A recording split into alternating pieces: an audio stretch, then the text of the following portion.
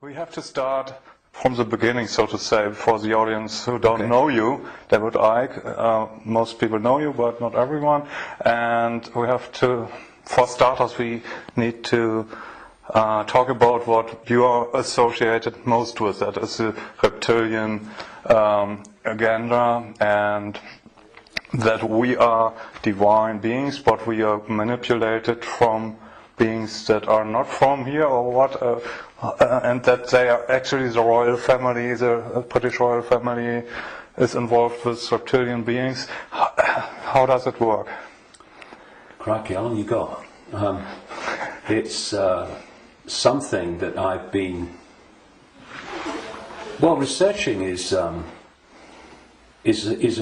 hardly applicable word in some ways, because to research means to look for, and you do that, of course you do, but after some extraordinary what people would call paranormal experiences in 1990 and 91, my life has become since then this synchronistic series of coincidences which have led me to, and even brought to me really,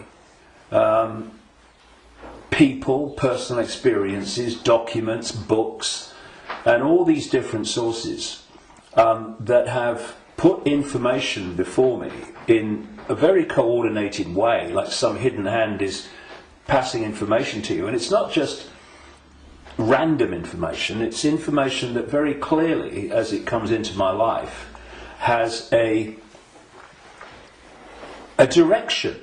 It has a series of steps. So in the early 1990s, the information that was coming into my life was about the fact that there was a cabal that was manipulating human society and world events towards the goal of a Orwellian global state, in which there would be a world government dictating to every country. Countries would be dismantled and become regions of great power structures. The European Union is a classic. And what we're seeing now with the European Union is the next stage of breaking countries up by destroying them financially, and then centrally dictating financially and in terms of government. And that there was a plan for a global army to impose the will of the world government, a world central bank to impose the cabal's global financial structure and control, and that the plan was for every child at birth to be microchipped as a matter of course. Now that was kind of whoa enough as the information came, and of course with the passage of the years this has been confirmed more and more by the fact that it's happening. Then there was a phase in the mid to late 1990s when, while that other information continued, and has continued to this present day, another, if you like, parallel and connected series of synchronistic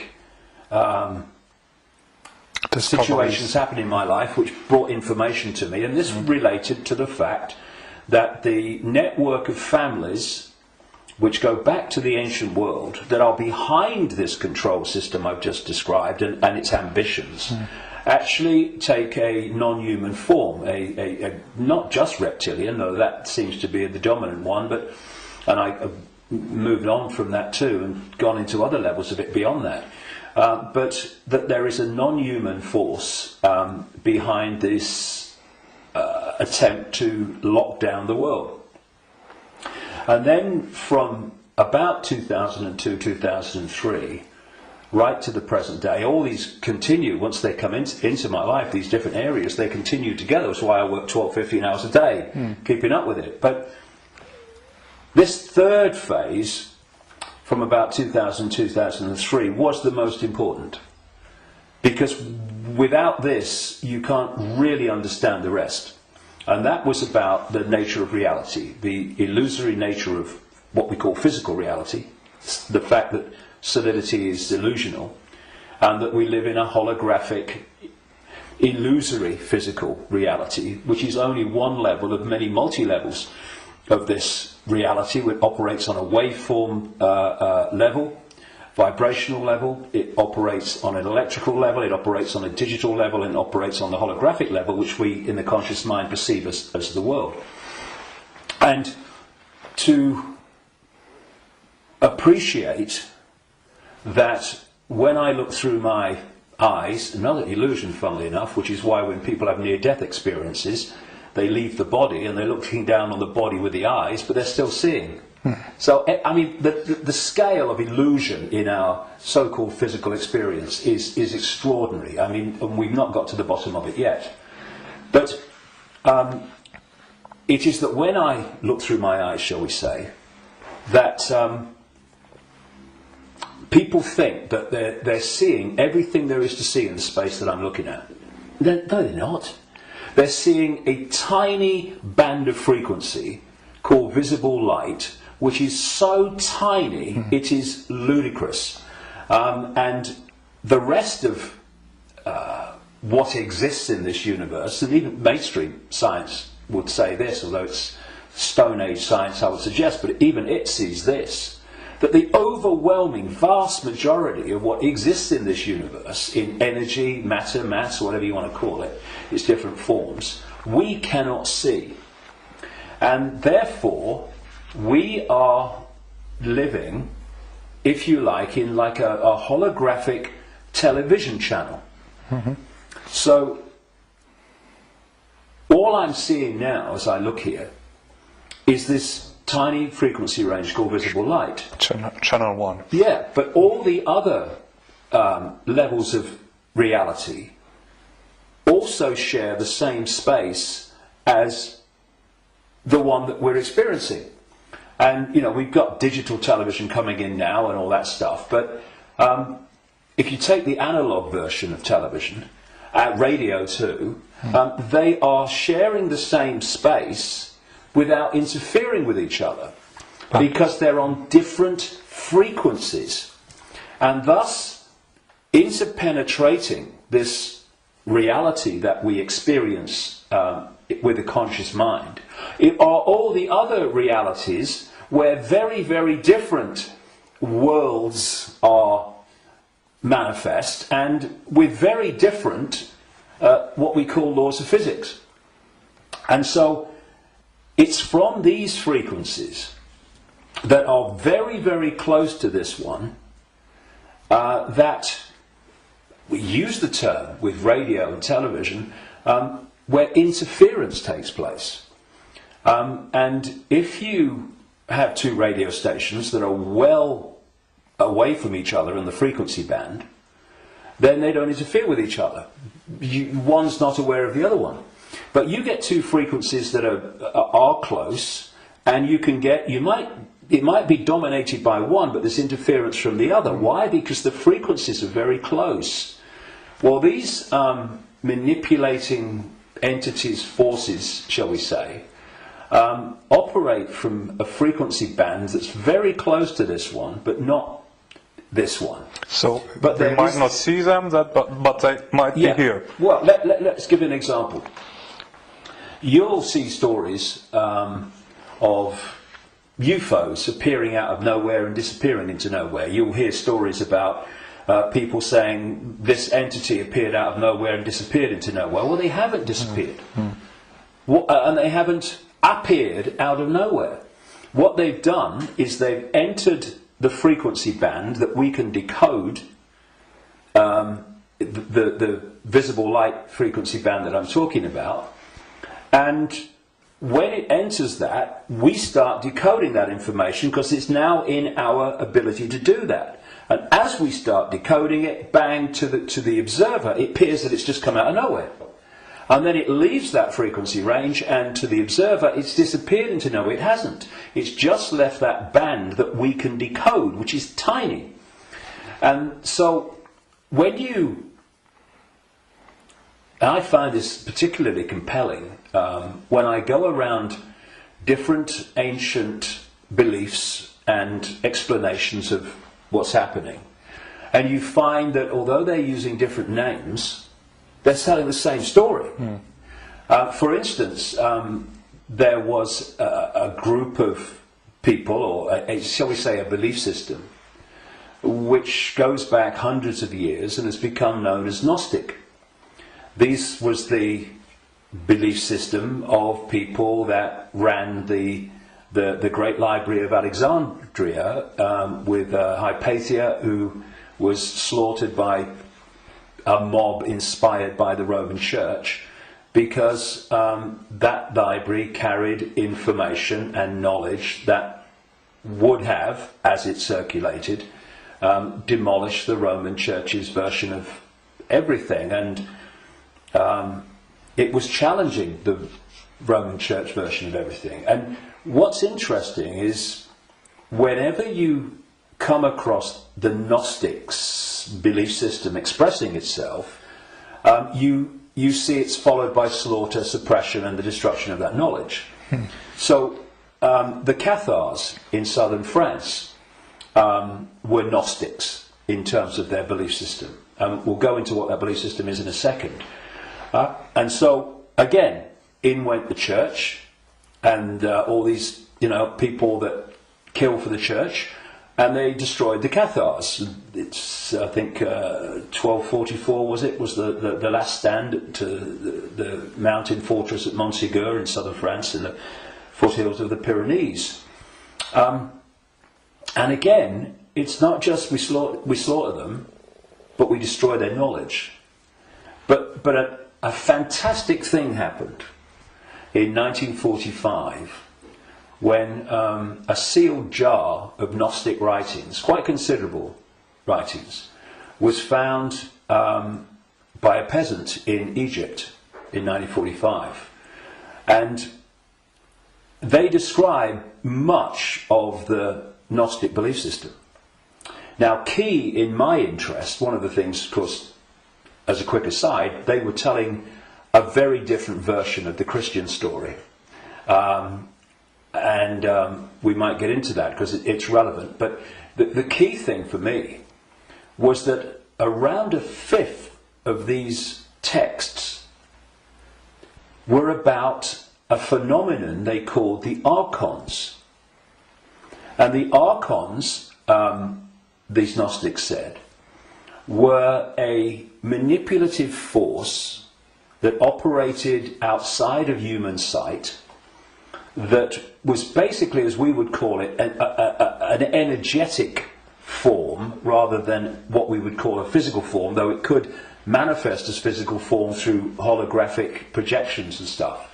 And these writings even talked in their own way about the illusory nature of this reality. And they talked about the Archons were the, if you like, like cyborg, we would call it, troops of something they called the demiurge. And the demiurge is what Christians call the devil, and this negative force. And what these writings said is that this reality that we're experiencing was not created by some divine force. It was created by the demiurge and the Archons, and it was a fake reality. And that they manipulated by accessing the human psyche and manipulating humans' perception of reality. And there was some very, very interesting things that they said about the Archons. And one was that they lacked the ability to express the creative force. I would put it like this: if you gave them a blank sheet of paper and said create something like a reality, they couldn't do it. But what the Gnostic writings say is they're experts at taking something that already exists, like the reality before this hijack, as I would call it, the one we experience now, and twist it. They piggyback something already created and twist it. Something else, they said the Archons did. And you know, you're going back to something that's been estimated, I think, around 400 AD, these writings were buried. And that is that the Archons parasite off everything. They parasite off human society in many, many different forms. And I read this stuff and I'm going, whoa, this is my own books over the years, found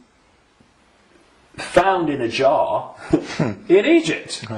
Not all the detail of my books, but the basic themes, because it fitted totally. And then you go to the Islamic belief. And not just the Islamic belief, because this came from pre-Islamic Arabia originally.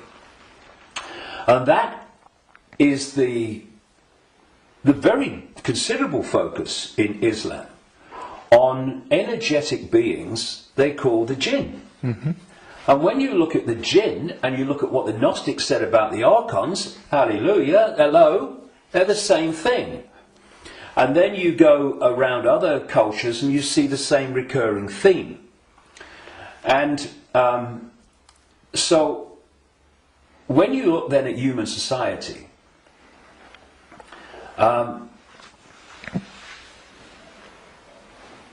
who creates? What is the creative force within human society? Humans. Should be. What do these families that I've been exposing all these years, what do? They piggyback off that creative force and manipulate it and direct it in a way that suits them.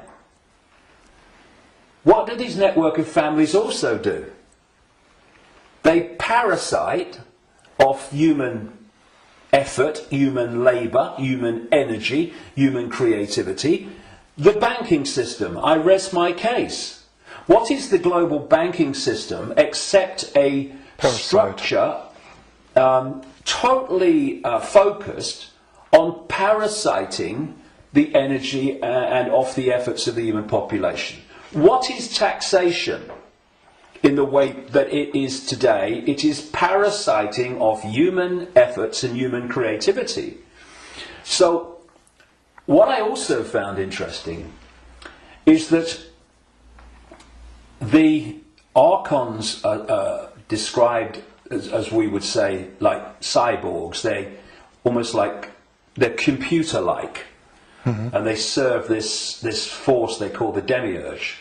Well, I've been talking about these reptilian entities that operate outside human sight but can come in, and the Archons can, but they can't stay for long because of the frequency difference. They can come in for a while, but it takes so much energy to stay in our reality because it's not their natural frequency band that they can't stay for long. And what they've done, just a quick aside before I continue that thing about the reptilians, what they've done is they have created a network of bloodline families going way back to the ancient world, which represent their interests with invisible light because they can't come here and stay for very long. So these families, where their outer human form, if you like, is operating within the frequency band of visible light, they are the Archon representatives within human society. And this is why you get this network of families that sit on top of the banking system, the transnational corporation network, the media ownership level, top of science, top of the education system, top of the military, top of the global intelligence network. These are these families representing what the Gnostics call the Archons. And I was just going to say a few minutes ago, when you look at how these Archons are described, they're just like the reptilians that I've been writing about for years in terms of their computer-like structured to the point of obsession society, which absolutely knows its hierarchical place. Every level knows its hierarchical place in it. And it's very robot-like and computer-like. It's not a flowing creative force. It's very structured. Boom, boom. And that's how the Archons are described. They have no compassion, no yes. I mean, empathy. The only one time I've taken psychoactive drugs in my life was in 2003 in a rainforest in Brazil, when I took a rainforest potion called ayahuasca. And I went into, I had an amazing time. Some people have bad time on it. And for 5 hours, this voice, so strong when I went into an altered state of perception, talked to me so loudly and so powerful about the illusory nature of reality for 5 hours. And when I came back, and because I had instant memory of all of it, when I came back and checked it all out, you could see very quickly that mainstream science in all its different disciplines has shown that what I was told that night is true, but because the disciplines are kept apart and are war with each other for funding and precedence, that the dots never get put together, because they're not meant to. We're not supposed to know what reality we are experiencing. It gives us too much power once we know. And this voice said to me at one point, about when it's talking about the computer-like nature of these manipulators, if you programmed a computer to abuse a child, would the computer have any problem with it? No. Why? Because it would just decode the data and act in line with the data, the software program. And this reptilian force is very much like that. Very structured, very predictable. And interestingly, because most people don't realise this, but one of the most important parts of the human brain in terms of human behaviour and response and reaction to situations is called the reptilian brain, or the R complex. And when you look at the traits of the reptilian brain within the human brain, of course other parts of the brain balance that out, or should do, but when you have more reptilian genetics, those traits of the reptilian brain are obviously more extreme and more pronounced. And one of this is mainstream science, one of the key traits of the reptilian brain is obsessive ritualistic behaviour. And what is ritualistic behaviour? It's following the same pattern, day after day, week after week, repeating repetitious behaviour. Now, this is robotic, and so you've got the reptilians described in those terms, the Archons described in those terms, etc. And these forces are different expressions and names for the same thing. Now, one of the manifestations of this network of bloodlines that represent this archonic reptilian force within human society is the royal families going back to the ancient world, and the aristocratic families that surround them. Why? Because where did the idea that certain bloodlines should be king or queen of a people, and you have this hierarchy, because this is the other thing about reptilian genetics and the reptilian brain, it's obsessed with hierarchical structures of power. Look at our world. Look at the royal families and the aristocracy. It's absolutely rigid with hierarchy. Everyone knows their place. You're a viscount, you're a baron, you're a lord, you're a king, you're a prince, and all this stuff. This is the human expression or the partly human expression, because they're hybrids, of the reptilian Archon obsession with hierarchical structure manifested in our world. Because what they're doing is bringing that archonic reptilian reality into our world and making our world like theirs, more and more and more. Now, we have this thing, of course, going way back, which goes under the title of things like the divine right to rule. And what is that? That's the right to rule because of your bloodline, because of your DNA. And we have the ancient emperors of China claiming the right to be the ruler because of their descendants from the serpent gods.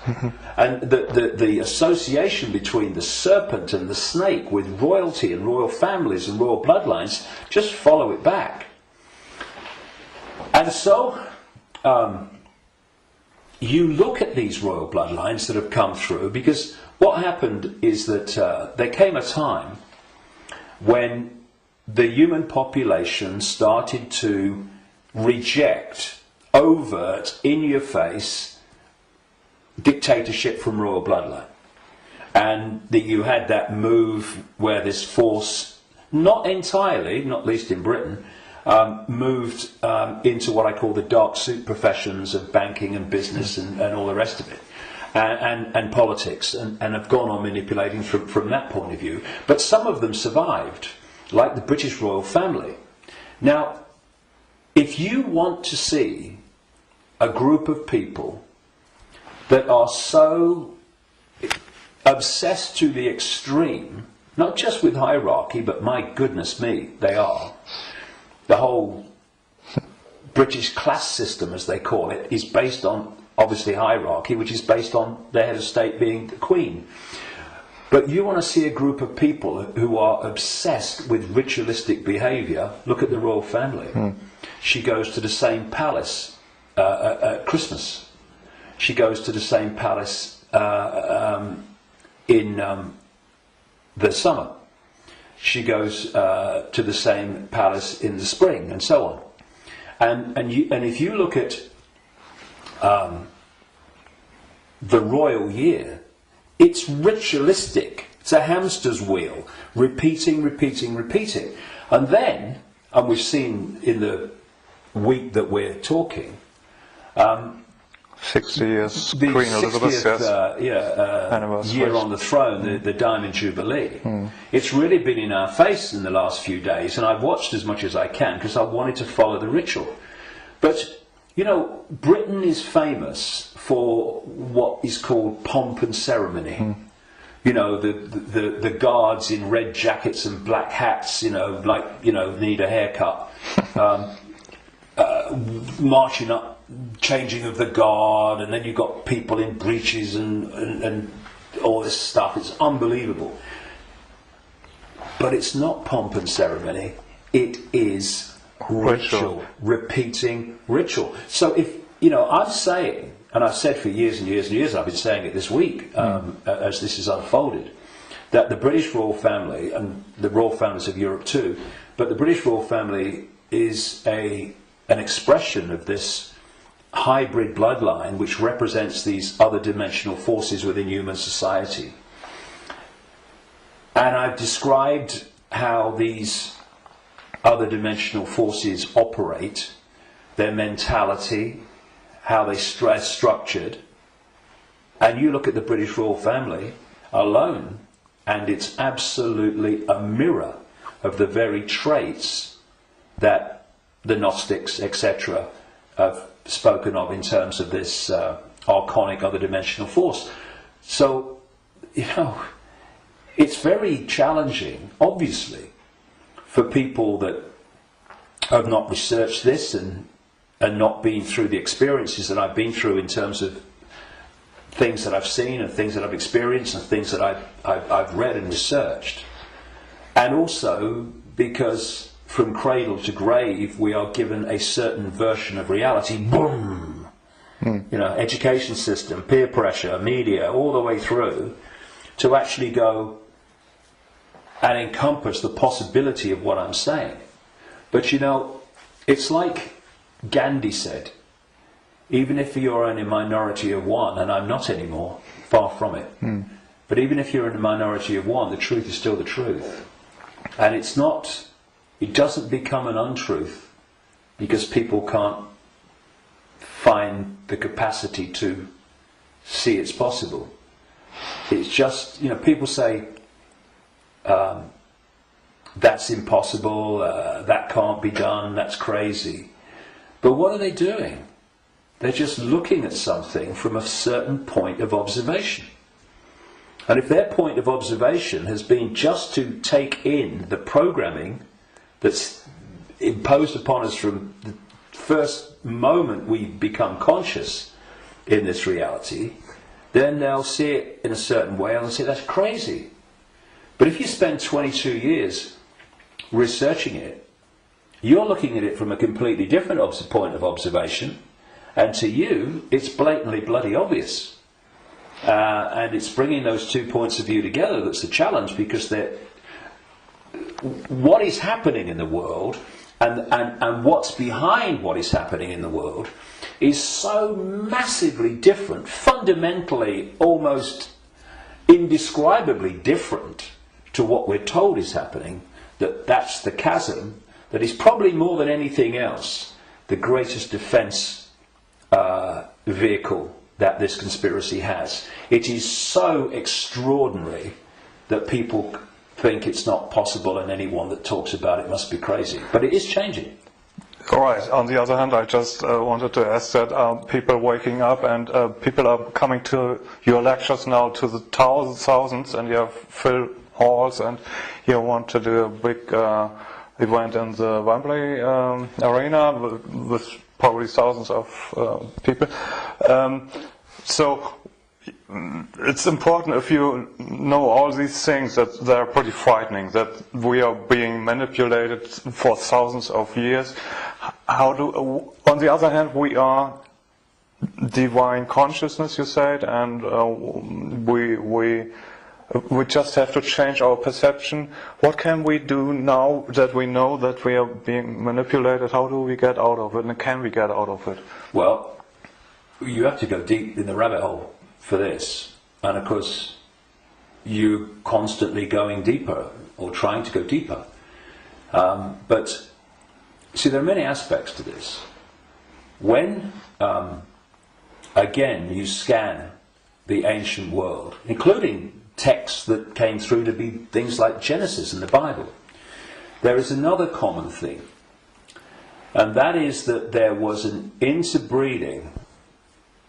I'm sure it was direct interbreeding, but interbreeding. There was genetic manipulation of the human form, and this is my view after 22 years of researching this and the information coming to me. Before this force hijacked our reality, humans were very different, and it's so different. I won't call them humans, I'll call them earth people. And they were a heart-censored society, in the sense that, you know, we have this holographic body, and interpenetrating all the different levels of the human form, energetic and holographic, are vortexes that have become known as chakras, wheels of light, as they call them in Asia. Vortexes which interpenetrate these different energy fields. And it seems there are 7 basic ones, foundation ones, many others, but foundation ones, going up through the human form, and this one is the key, the heart. This vortex connects us to way out there, to far higher, more expanded levels of awareness than anything else. And there's an organisation in America, it's called the Institute of Heart Math. and they research the power of the heart. Heart math. Yeah. Sounds good. And they've been doing it for a long time now. They have found that the most powerful electromagnetic field in the body field of electromagnetic fields is the heart. There are more nerves going from the heart to the brain than coming the other way. Mm-hmm. And that when the heart energetic field is in what they call coherence, in other words, balance,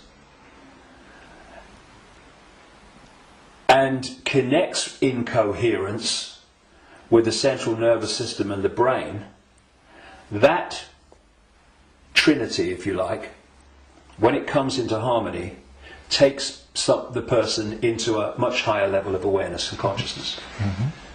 The key is the coherence of the heart field. Once you knock that out, you knock everything out, and what's left then as the arbiter and decider of reality? This. Now, this is a great servant to this. Mm. It's not a great master when it's in control of our perception of reality. And there's another vortex in the belly, which is about emotions. This is why when people feel nervous or frightened, they feel it in the belly. And you know, they need to go to the toilet. It's because the imbalance caused by the fear and nervousness in the chakra, the vortex linked to emotions, is affecting the balance or imbalancing in the same way the intestinal system and what have you. And what they've done to pull humanity into a low vibrational, brain dominated perception is they've moved the point where we interact with reality from the heart to the belly. They've done it genetically because, as I said in my last book, Remember Who You Are, I'm saying that on the level of human DNA that they call junk DNA, which is anything up to 98% non-coding DNA, they call it junk DNA because they don't know what it does. Well, some cutting-edge scientists, not least in Russia and some in America, are pointing out that actually within so-called junk or non-coding DNA is a language, and it's a very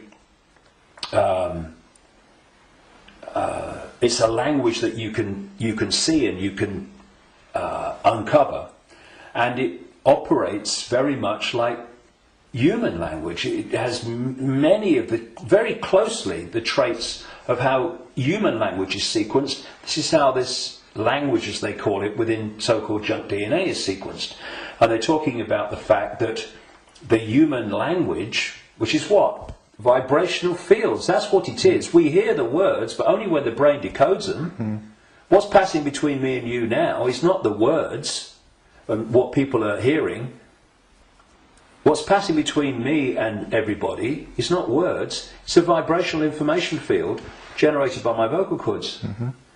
People are only hearing the words when they decode that information. So everything is vibrational waveform at its base, even language. DNA is waveform, like the body is waveform in its base state. And they're starting to uncover this language, and it fits absolutely my contention that part of this genetic manipulation was to put into junk DNA what I call biological software programs, and they are basically perception programs. So if you put a disk into a computer and the computer starts to read it, on the screen the computer's symbolic perception is read from the disk. Well, what if we had biological software programs running through from junk DNA, this language, they're finding, and we were reading them into a perception of reality. The other key side of this is that there are emotional biological software programs in there that are running all the time. And when you are reading those, then you are in the belly, because they're low vibrational software programs in terms of emotions, because they're all about fear and all the subdivisions of fear, like anxiety and frustration and depression and guilt, all these expressions, different expressions of fear. And if we do not open our minds, I call this the human body-mind computer, biological computer. If we don't open our minds and let the true self in, consciousness, then humans are operating literally in a closed system in which the DNA emotional and perception programs are running and not being challenged by a level of awareness that is beyond the program. So basically, people talk about the blind leading the blind. What humans are is the program leading the program. And it is my view, and this may be shocking to people, even some who've been along this road a bit.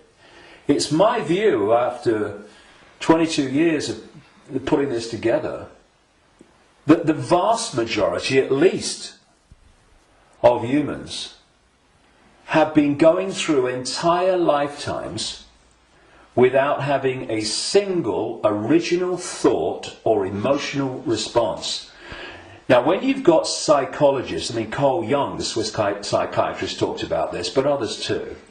When you've got psychologists that say that they can break down the human personality into 12 major archetypes and combinations of them, well, at the level of awareness, at the level of consciousness, at the level of the true self, we are infinite possibility within an infinite reality of infinite possibility. How on earth can you break down that into 12 major archetypes and combinations of them? It's ludicrous, you can't. But what can you do that to? Computer programs. And that's what we are. These archetypal personalities are actually software running, perception software running within junk DNA. Now, put all this together, and that has moved us from a heart-centered society, connected out into a greater level of reality. This is the innate intelligence. This is supposed to serve this, not be the governor of perception. That's why this knows, and this thinks has to work it out. People don't go, my intuition thinks, no. My intuition, and we do this, don't we? My intuition just knows. Because instinctively, on a subconscious level, we're going to that point of true knowledge, true awareness, no, beyond knowledge. This is knowledge awareness.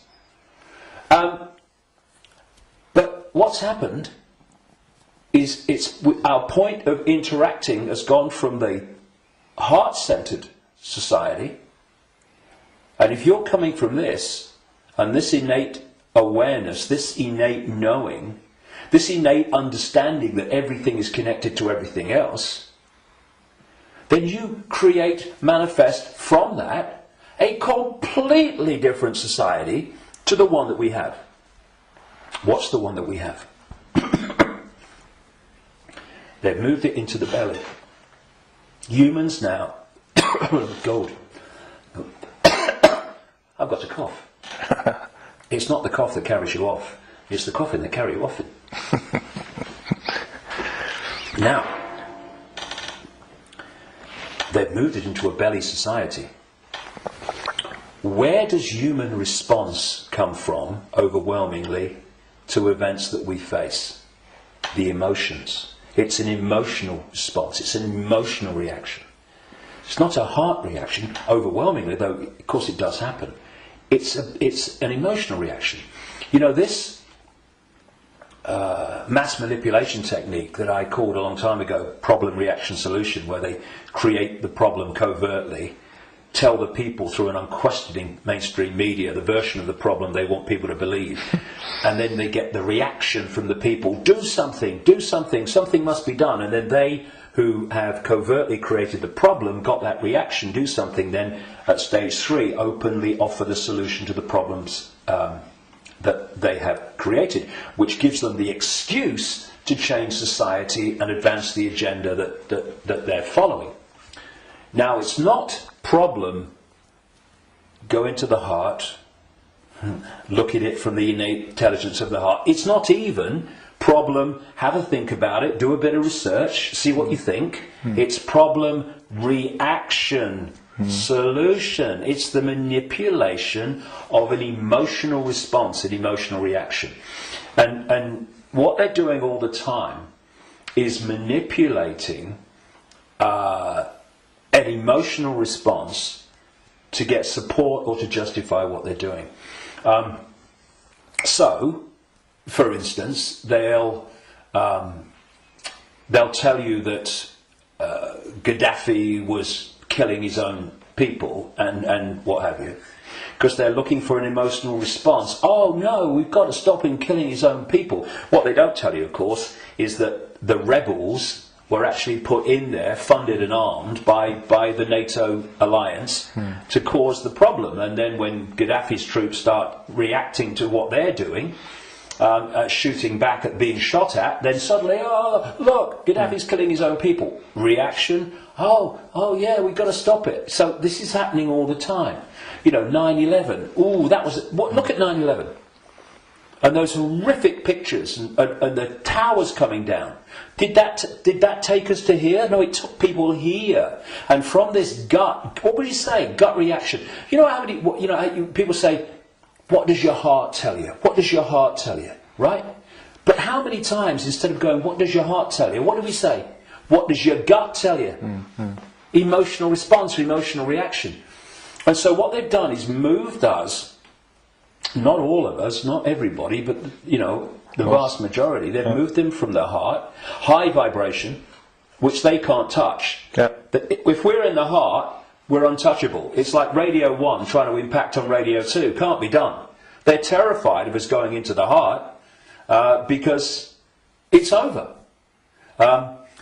So they move us into their stadium vibrationally.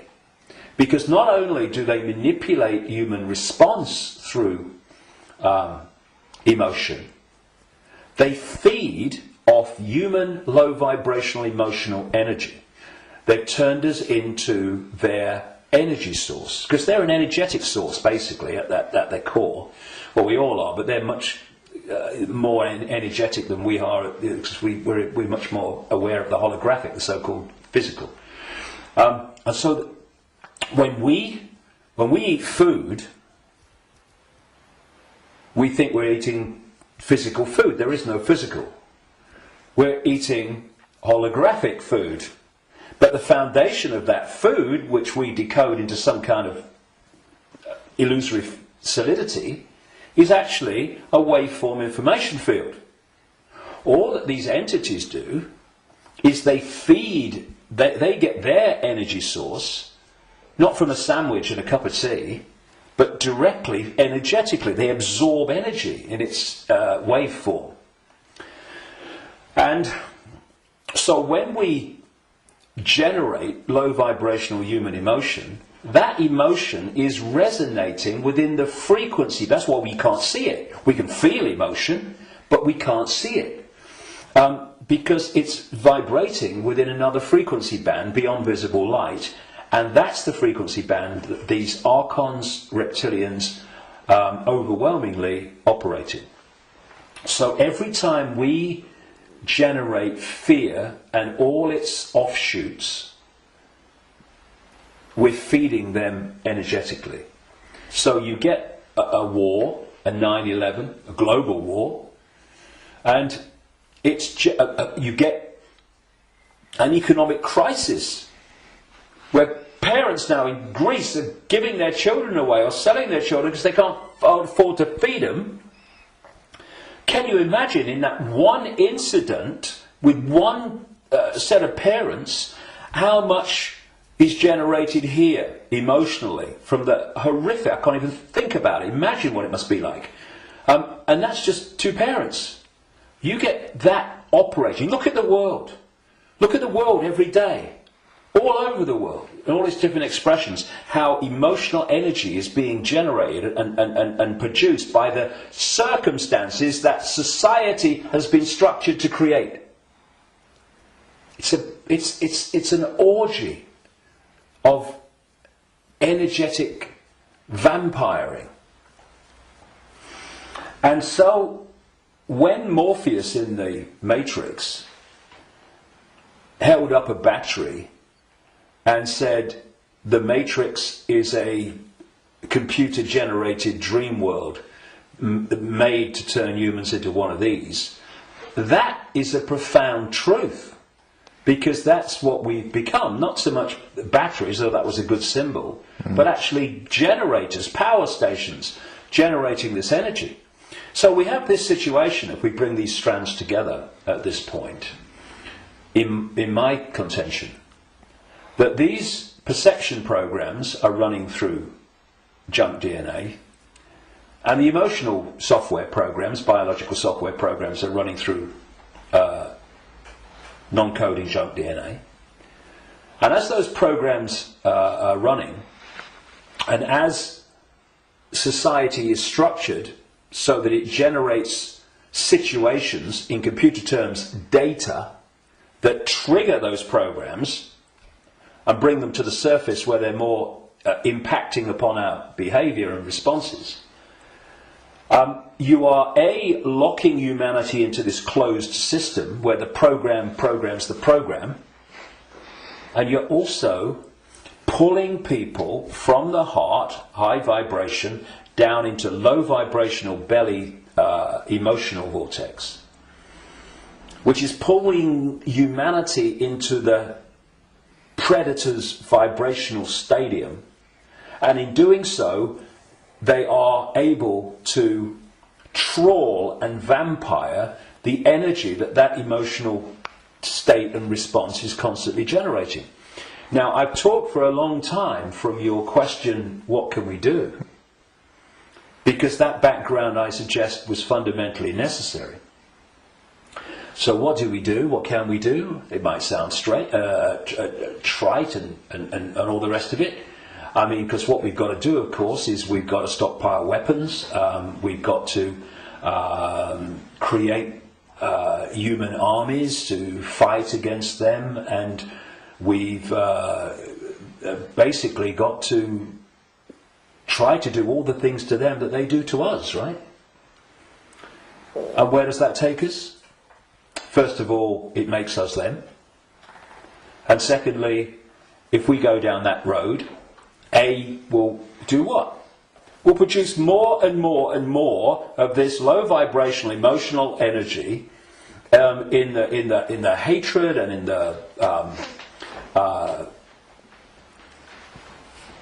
the anger that we produce. And we will also, if we go down that road, we will have symbolically weapons that manifest as a pop gun against state-of-the-art weaponry. So, although it's very macho and very, we've got to fight. I love Tony Blair once, he said, we've got to fight for peace. Sorry, can I just have some time to work that out in a darkened room, please? And it is something that, when you look at it, is very good for the macho we've got to fight him. But as a strategy of bringing this down, is doomed to failure and disaster, because it's playing the game they want us to play. And if you're in that macho mode, and you think the whole spiritual side of things and stuff like that is namby-pamby, airy-fairy and a bit, soft, then what I'm going to say will make no sense. But if we are going to bring an end to something that has been created and perpetuated by something happening, then we can fight that something, or we can remove that something. And if you've got your finger in, a boiling pan of water, well, you can turn the gas off, or you can literally take your finger out. In other words, instead of finding a solution to the problem, turning the gas off, not really a solution, your finger's still in there, you remove the cause of the problem. The cause of your problem burning in the water is because your finger's in the frickin' water. So remove it. Done. And if you look at any situation that we want to change, you will always find that removing what has caused the problem is always far more effective than finding a solution to the problem that you've caused. And so, we have this control system, we have this constant and gathering, expanding imposition and dismantling of people's lives financially in all these different ways. And we can say the solution is to fight the system and get out on the streets and fight and all this stuff. Or we can say, what has caused this reality that we are experiencing? So why not remove the cause of the problem? And this is not about fighting. It's not about macho man responses. It's not about shouting loud. It's about changing the way that we interact with reality. And in doing so,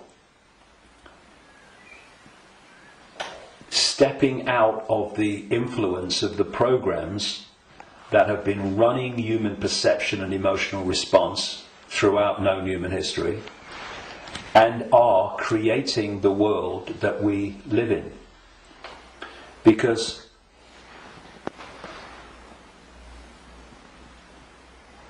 if I go back to what the Gnostics said about the Archons, they have no creative energy. They can't make things happen. But we can. We can, yes. Which is bringing us to an interesting point. We can manifest. What this manipulative force has done has programmed humans to use that gift of manifestation to manifest what they want. And so, if we manifest from our perceptions of reality, then manipulate their perception of reality, and they'll manifest what you've manipulated them to perceive as reality. So, I see people challenging war and conflict when their own lives are full of conflict.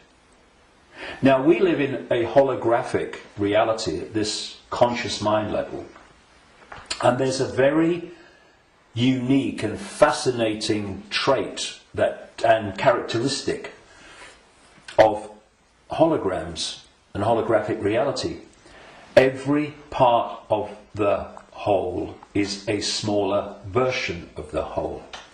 So if you take, for instance, in the holograms that you buy in the shops, if you take the waveform holographic print, which is on the print in waveform information, and you cut it in four, and you fire the laser which reads that information in effect and brings the three-dimensional holographic image projecting from the waveform information on the photographic print. If you cut that into 4 and put a laser to each 4 pieces, you will not get a quarter of the whole picture. You'll get 4 quarter-size versions of the whole picture. And this is why, or explains why alternative forms of healing, like reflexology and acupuncture and others, can find points on the ear and the feet and the hands and all different parts of the body that relate to the body as a whole. Thus, reflexologists can work on a part of the foot and impact upon the heart or the liver, depending on where they're doing it. And I've known and talked to reflexologists and people like that over the years, and they know it works, but they're not sure why it works or why there are points on the foot and the ear and everything that relate and impact upon the body as a whole. Well, it's simple when you realise that this reality is holographic, because every part of the whole is a smaller version of the whole. The body is a holographic manifestation, it's a hologram. Thus, every part of the body must be a smaller version of the whole, and that's why all over the body, in all the different parts, you can find points that relate to the whole body.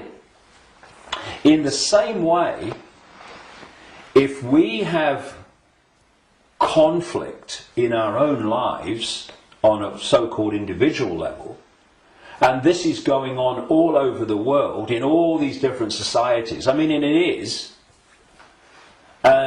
then that's a smaller version of the whole. And a hologram moves both ways. When the whole hologram shifts, all the parts of the hologram shift, because they're expressions of each other. You shift or affect the smaller part of the hologram, and in this case it's lots of people, billions of people with conflict in their lives and all that stuff, and that's going to impact on the hologram as a whole, i.e. human society. And you're going to have collective conflict. If we want to put the fire out of the whole, what we call human society and global experience, then we have to put the fire out in our own lives, because we are fueling the fire. We are creating the fire. This is why they want conflict and disruption at all levels of society, because they know that they're constantly impacting upon each other. We have conflict in our own lives. Collectively, we are manifesting collective conflict. You have collective conflict like bombing Libya and Iraq and what have you, and the global conflicts. Those collective conflicts then impact on the individual that reacts to them with a lot more emotional, belly-based emotional response. So everything is connected to everything else. Everything's impacting on everything else. Now, those behind this manipulation of human society, they know that. And they have been playing humans like a violin for so long. And this is why, not the only reason, but this is why they created human religions in this part of why, because there were many whys for that, and why they created human science, which is, I call it Stone Age science. It's song sheet science. It's not science. It's just a bogus explanation for reality, so we don't see the real one. This is why the nature of reality is hardly, if any time, discussed in schools or education in general. And I travel around the world. I've been to 50-odd countries, many of them many times. I've seen the streams of television channels, not least places like America. You're going through the zapper button, and there's channels after channels after channels. I have never seen one that was asking the question with an open mind, Who are we? Where are we? What is reality? Now that is ludicrous. I mean, we have a situation where probably the vast majority of people go through a lifetime, until they come to the end of their lives and they're thinking, where do you go? Who don't even think about, who am I? You say to them, who are you? Oh, I'm Charlie Jones. I drive a bus. And they'll tell you your family history, they'll tell you their life history and all that stuff. That's not them, that's their experience.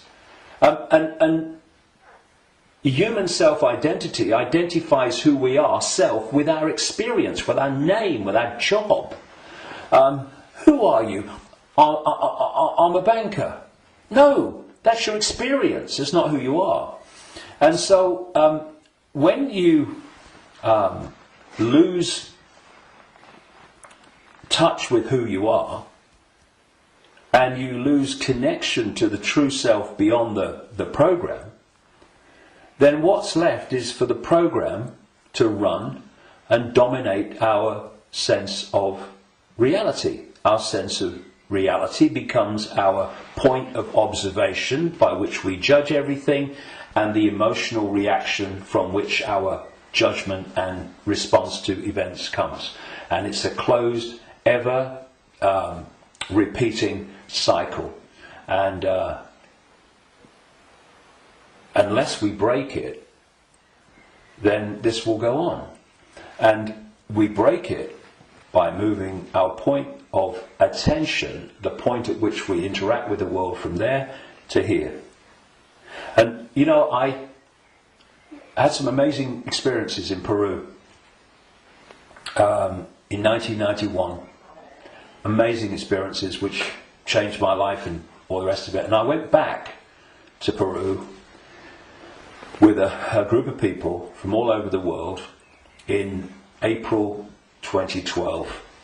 And we went around Peru, and we went to Machu Picchu, and this place where I had my amazing paranormal, extraordinary experience in 1991 called Siyustani, near a place called Puno, and Lake Titicaca, the highest navigable lake in the world.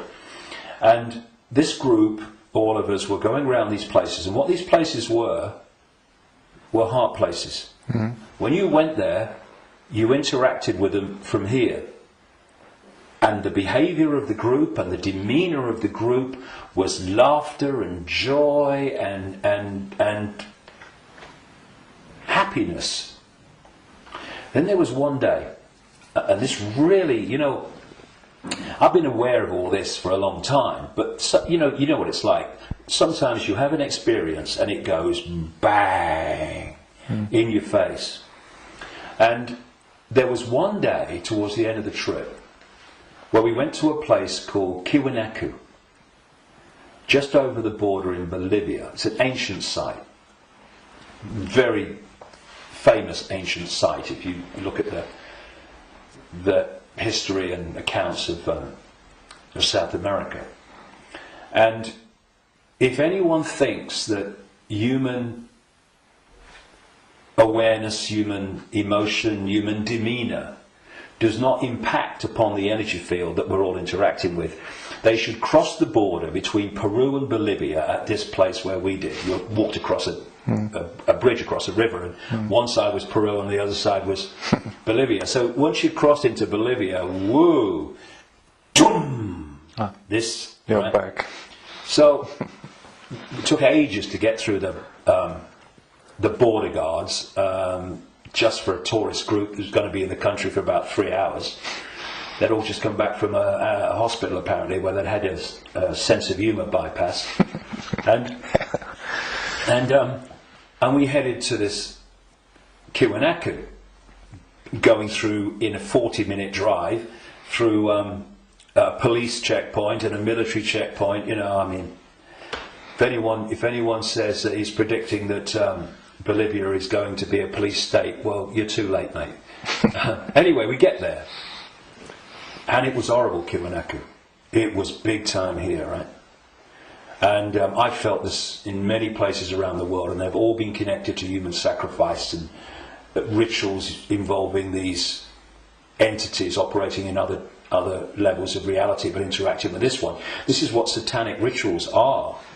They're the interaction. This is why they do certain things and repeat them. They're creating an energetic environment which allows interaction and even the manifestation of these entities within the rituals.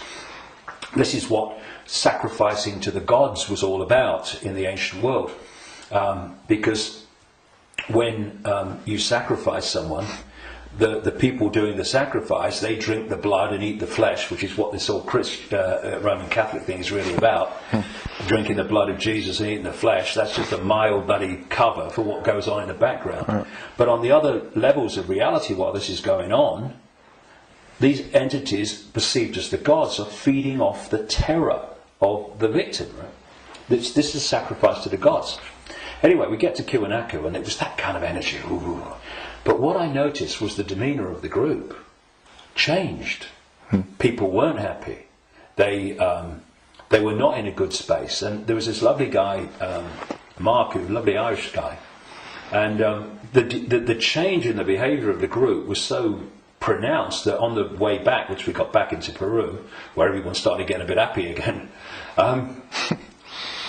I asked people if they wanted to go on the microphone on the bus and explain, their experience. And Mark said, and Mark was a lovely guy, all laughing and dancing and all the rest of it, all the way through Peru. And he said, when I was at Kiwanaku, he said, I just wanted to shout abuse at anyone that got in my way when I was trying to take a picture. And I just felt so different. And I won't labour the point, but having, seen it and experienced it and seeing the response, you could see Peru, what a world that would be. And then Kiwanaku, the world that we have today. And we really got to move to here. And I would say to people, it's a challenge in this world, because virtually everything in this world is designed to push you here. So when you're responding from a belly emotional point of view, and you can do it with your mind, with your consciousness, you just move. It's moving your point of attention. That's what it is. You move your point of attention, and you move it here, and feel that point of attention here, not here, and you'll see the situation you face. I know because I've done it myself, and I've talked to others about doing it, and they say, yes, it does work. You get to bring it to here. A situation that you're facing looks very different here to here, and vice versa. This is what we need to go. We need to become the heart-centered society that we are being hijacked and manipulated out of. Now, it's not just about moving your point of attention here and seeing the situation from here. Once you move your point of attention here, the vortex opens. Because now you're interacting with it with your own awareness instead of interacting in a way that's dominated by this emotion. And when that opens, what comes through that energetic channel is innate intelligence, innate insight, innate knowing. And suddenly you're seeing the world and getting insights into things, and you're seeing what is happening as it is, and not as this is programmed to see it. And this is programmed to see it. You see, the brain, isolated from the heart, works in unison with the emotional chakra, and these two in unison, crikey, they're a bloody nightmare. Look at everything about human society that you don't like. These two buggers working in unison are where it comes from. So this. we go there. See, this, I'm talking about these emotional and perception programs that I say are running through junk DNA. Once the heart is no longer impacting in any way significantly on our sense of perception, on our sense of reality and all the rest of it, our sense of response, then the brain becomes the governor of our what? Perception, which is dictated to the brain once this is out of the way, which can override those bloody programs running through junk DNA. Piece of cake. You know, this is where the power is. This is what they're terrified of. So once that's closed down, this is what's done by the program and the way society is structured, then this becomes the governor of perception. And what it is doing, it is decoding as a sense of perception the perception programs running through junk DNA. And that perception of something becomes an emotional response to something, and this is an emotional response from the programs running through junk DNA of the emotional programs. So here's your, if you like, your holographic manifestation of the perception programs of self and the world and reality running through, and here is your holographic expression in response and reaction of the emotional programs running through junk DNA. And these have created the world we don't like. They've created the ability of the few to dictate to the vast majority. Because this will never see it. This will never get it. Except up to a point. This can get to a point where it can see the names, dates, places, Bilderberg group level of engineered wars level of what's going on in the world. But seeing where that is coming from, what's behind it, you've got to go into here. Because if you don't, you can't get into the rabbit hole. Because this can only go so far. And it's my view, and in my experience anyway, that if you are an expert in 9/11, in engineered wars, engineered banking scams, manipulated political nonsense, then you are still walking around the outer rim of the rabbit hole. You've not even entered it yet. Because it's still the movie. This holographic reality is like a holographic movie, and when a movie has hit the screen, that's it, it's a done deal. You've got to change the movie now. And that's what this world is, this holographic world. Because what the human body computer is doing is taking vibrational waveform information, which is what the five senses do. It's turning into electrical information, same information, different form, and it communicates that to the brain and the whole genetic structure, in fact, and that decodes it through into the digital and then the holographic. So the holographic, this apparently physical world, is the end of the story. That, in movie terms, is the movie hitting the screen. You ain't going to change it. You won't stand up in front of a movie screen and start shouting at the screen and telling the movie to change, will it? People will go, you're mad, mate, you're mad. If you want to change the movie, you've got to change the reel. It's being projected from back here. But that's what we're doing. You know, so many ways that people respond to this conspiracy when they meet it at some level. It's, we must get out in the streets and protest. Well, I'm not saying don't. But that's still trying to change the movie when the movie's hit the screen. If you come back and go deeper in the rabbit hole, and you understand where this movie's being projected from, which is from other frequency bands of reality through the Illuminati families and the Illuminati structure within visible light human society to become the movie we call human society, then you can go back to the point it's coming from, and therefore you can change what's coming. You can change the movie. And that's what we need to do. And to do that, you know, those that... And I'm not knocking the five sense level of the conspiracy and communicating it, 9/11, manipulating. I'm doing it every day on my website. Books are full of it. We need to know that. But if we only do that, then basically we are seeing the outcome. We are not seeing the origin. And you cannot change an outcome without changing the origin. And so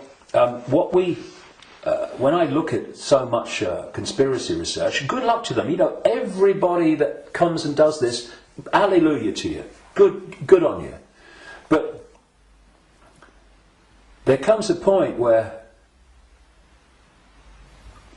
we know how the system works in the holographic world. I mean, what's left? Finding out what size shoes Henry Kissinger takes. Yes, on a daily basis as it unfolds, we need to, keep with it. But, okay. But are we going to become recorders of our own enslavement? Oh, see, I told you they'd do this next. Look, they're doing it.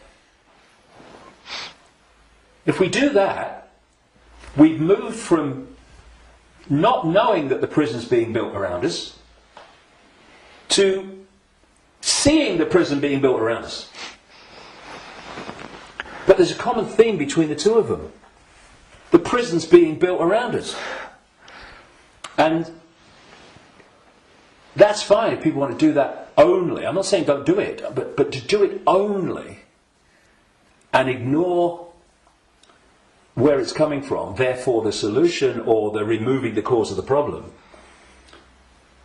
The people who only do that will record and record and record and record their own gathering enslavement and the enslavement of humanity until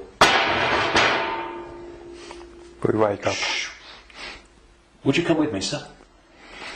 I ain't waiting for that. We need to change where it's coming from. And for that, there are some major challenges for those in the conspiracy research arena who are dominated by a sense of patriotism and dominated by a sense of a religion. Because patriotism, in the sense of, I'm not saying don't, love your country and love your culture, nothing like that. But patriotism, in the sense of self-identity, I am an American, I am an American patriot. No! That is your experience. What you are is infinite awareness. All that is, has been, and never can be. All possibility. Having that experience. And I'm a Christian. No, you're not. That's the belief system you have chosen to take on as your persona. But it's an experience of being a Christian. It is not who you are.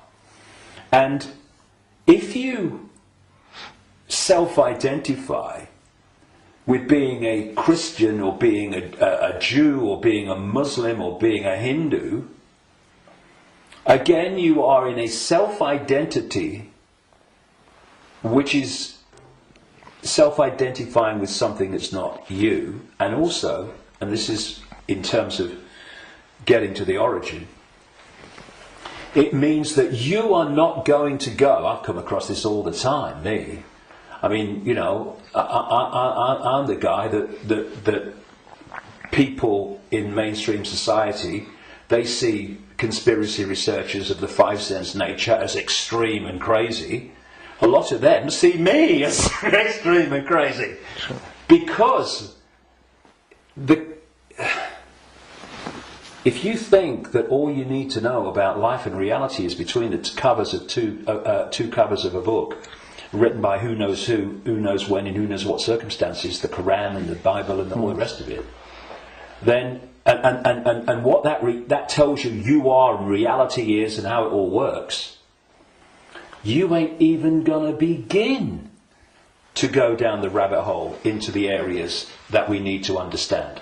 Because if you do, you immediately realise that your religion is part of the conspiracy. I talked earlier about the Archons and this demiurge that this like devil figure, as Christians would call it,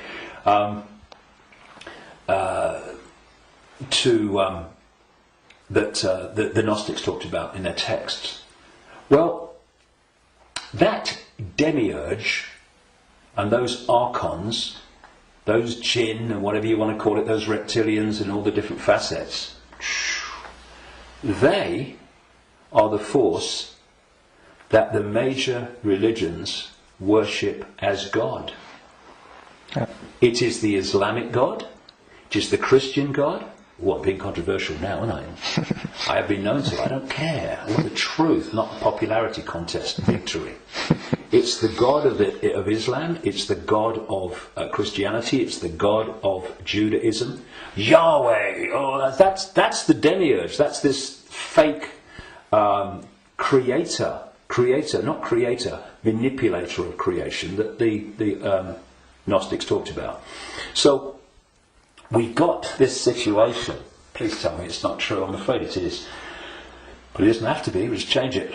And it's gone. But where this unseen network that the Gnostics talked about, all these people talk about, have created this conspiracy, this network of human manipulation of politics and business and banking and all the rest of it. And some people, increasingly large numbers of people, fantastic, have started to see that and challenge it and try to expose it. But at the same time, they are welded to religions that are worshipping the very force that created what they're trying to expose. And I suggest what we need is, yes, to move here, to open this and let consciousness in, but we also need a blank sheet of paper. A blank sheet of paper that says, okay, all preconceived ideas over here. All preconceived beliefs and perceptions of reality over here. Now, from this point, what goes on that sheet of paper in terms of my perception of reality comes from information, comes from innate knowing, does it feel right, and comes from it standing up on the basis of credible information and intuitive knowing.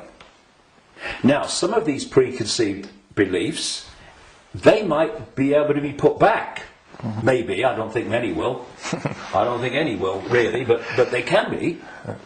But they're not there on the sheet of paper dictating reality by reflex action. Like David Icke, he talks about shape-shifting reptilians. He's mad. It's not possible. No, you do not believe it's possible, and thus you are dismissing what is absolutely explainable, not because you've researched it, not because you've even looked at it, but because that program, which is dictating your sense of reality, cannot encompass it. Thus, people say to me, and have said to many people in this arena, when the actions of these families have been exposed, they'd never do that. No, mate, you would never do that. They would and are every day. It's this, and then you say, well, how much? I've said this to television interviews in the mainstream, but they're like, loads of rubbish. And I said, well, I've been to 55 countries, many of them many times. I've researched this full time for 22 years. How much research have you done on this subject? Zilch. But it's different, it's outside of their perception of possibility, so it's dismissed. And this blank sheet of paper lets anything in so long as it justifies its place on the paper. And when you do that with an open mind, you don't say, I'm a Christian, so I don't criticise Christianity. You go, I'm going to look at Christianity and what I've believed up to this point from a detached perspective and see if it stands up. I know a guy in America who set out many decades now. He was a real avid Christian, And he set out to prove the Christian story was true. Jesus existed and all this stuff. And very soon after this, as he started, I'm going to show it. Of course, what he realised very quickly is the evidence is all the other way, and he became a conspiracy researcher. Because then he's going, well, nothing of it. If I've been duped on this, what else am I being duped on? And then the dominoes start to fall, and you start to see the greater conspiracy. But he had an open mind enough to see that when the information was going in a certain direction, he was willing to go with it. But a lot of people that are welded to religions, they don't want to look at the information. And you can be a religious believer, and you can go to the 5 sense level of the conspiracy, because you can say it's Satan and Jesus is coming, and it's Armageddon, and it's the end times and all that stuff. You can do all that from a Christian perspective, but you ain't going to get in the rabbit hole. To do that, all those belief systems have to go, because they're there to censor the true self. Okay, thank you, David. That's amazing, and a lot of information, and a lot to think about. But the important thing is not to think, but to know, to feel, and we all have the ability and the what humans have. We can change it because we can create, which the others can't. Yeah, so they create through us, and the difference is, and the way to turn this around is to, instead of having our sense of reality manifest as our experienced reality by external forces manipulating our sense of reality, which becomes our experienced reality, we get rid of that influence, and our unique perception of reality becomes our unique experience of reality. Do you think we've got a world worth living in then? Do you think 2012 is a year that a lot of people say then there will be a major change? Do you think that's happening? Well, I've not gone along with that in the way that it's just been described in many ways.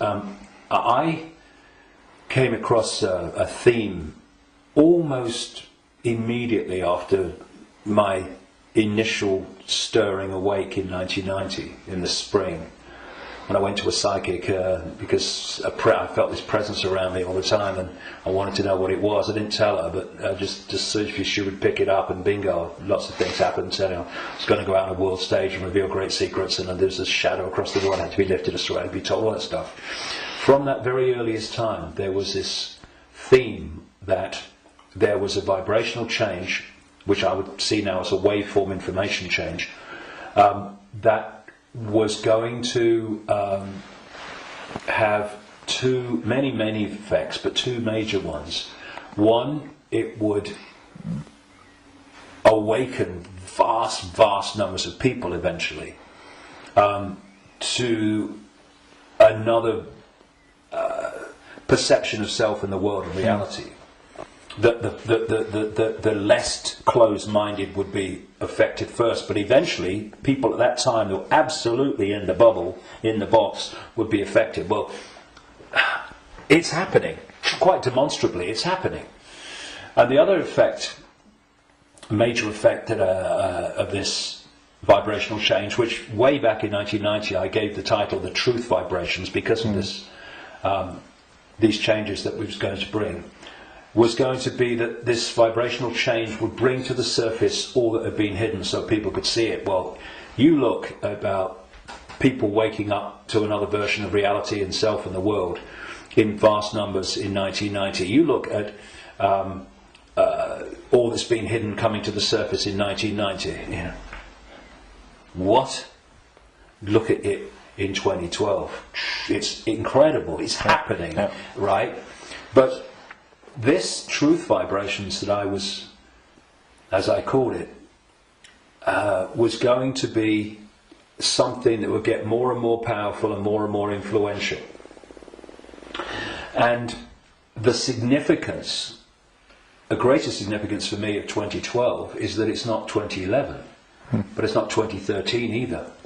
However, I think that what we are seeing in 2012, and we'll see more of in 2013, 14, 15, is that we are now reaching a point in this where it's starting to be tangible in its impact. You know, I'm seeing people now within the system, doctors, scientists, people like that, are starting to look and saying, it's all nonsense, isn't it, right? Now so we've reached a point in 2012 where this is becoming more and more tangible. And I think by the end of the year it will be more tangible, you know, because this is an ongoing thing. And the focus on 2012 in a positive way about, you know, this is going to be the Great Awakening. And I don't think it's going to be the Great Awakening in 1 year, but that focus on it, people are focusing on the fact of awakening, and that's bound to impact upon people opening their minds. The negative part about it, of course, is this stuff about the end of the world and all that stuff, which brings, where does that take you? It takes you here. So I think that 2012 is significant in that way. But in 2013, we're going to see the impact even greater, 2014 even greater. And there's going to come a point where this information vibrational change is going to reach a tipping point where it's the dominating perception. And at that point, the House of Cards will come down. And one of the other themes in the last 22 years that I've picked up from many different sources and stuff is that just when the control system appears to hold all the aces and has got everything in place, it's going to come down so fast it's going to be shocking. So for a little while longer, I mean, we're seeing it now, you know, President of the United States every day deciding who's going to be killed in a drone attack and all that stuff without any due process or anything like that. So we're moving, but at the same time, this awakening is moving as well. And, you know, the president and the control system and their agenda and their unfolding Orwellian state, although it's not called that, the facets of it as they unfold are all over the television news and they're in all the newspapers. So people can get the impression, understandably, that that's all going on. Oh my goodness me, look at this. What's not in the papers, what's not on the television, for obvious bloody reasons, is that this is this quiet, well, in terms of people like me, as loud as I can bloody be, awakening, but a quiet awakening with most people is gathering and it's growing. And it will eventually be like a tidal wave of change and bring an end to this bloody nonsense, because the power that is used to enslave and manipulate us is merely the power we give away every day. When we stop doing that, there's a very high, loud bang and the House of Cards comes down. But so that's the revolution. The revolution is not stockpiling weapons and hurling abuse and all this stuff. The revolution is remembering who we really are and the power to dictate our own reality collectively and individually that memory brings. That's the revolution, remembering who we are. That's why I've called this big event at Wembley, Remember Who You Are. It's the key to everything. If we don't remember who we truly are, infinite consciousness having an experience, nothing's going to change. And but we are, and so it is. It's changing. We can see it, and you're part of it, and we are part of it, and I thank you for what you do. Well, thanks. And anyone can be part of it. It's just a choice. Right. Thank you, David. Cheers, mate. Thank you. Thanks a lot.